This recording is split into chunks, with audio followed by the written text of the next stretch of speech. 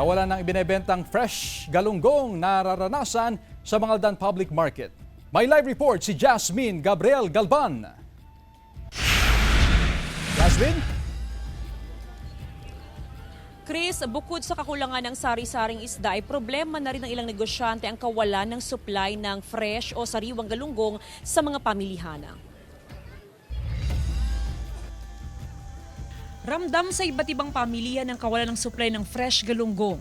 Sa Mangaldan Public Market, ilang linggo nang walang ibinibentang sariwang galunggong. Imported o frozen galunggong ang karaniwang makikita sa palengke ng bayan. Parang sa Dagupan, kung may dumating talagang agawan ma'am sa fresh galunggong po talaga. Kaya ang nangyayari po, ang naibibenta sa ating pamilihan sa Mangaldan ay yung imported galunggong. Ayon sa mga tindera ng isda, halos wala raw dumarating na sariwang galunggong. Bihira umanong makahuli ng galunggong sa mga baybayin. Dahil walang fresh galunggong, patuloy ang pagtaas sa presyo ng imported na galunggong.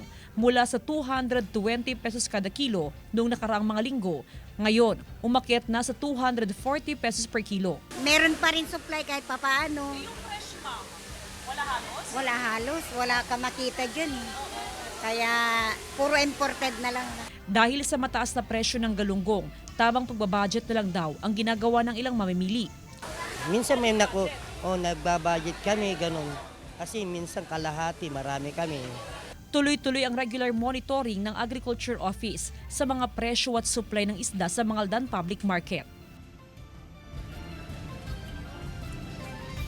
Chris, ayon sa mga fish expert, inaasahan daw na pagsapit ng buwan ng Marso hanggang buwan ng Hunyo ay unti-unti nang dadami yung ibibenta ang galunggong na sariwa sa mga pamilihan dahil karaniwan daw na pagsapit ng March hanggang June ay ito yung fishing season ng galunggong. Chris? Maraming salamat, Jasmine Gabriel Galban.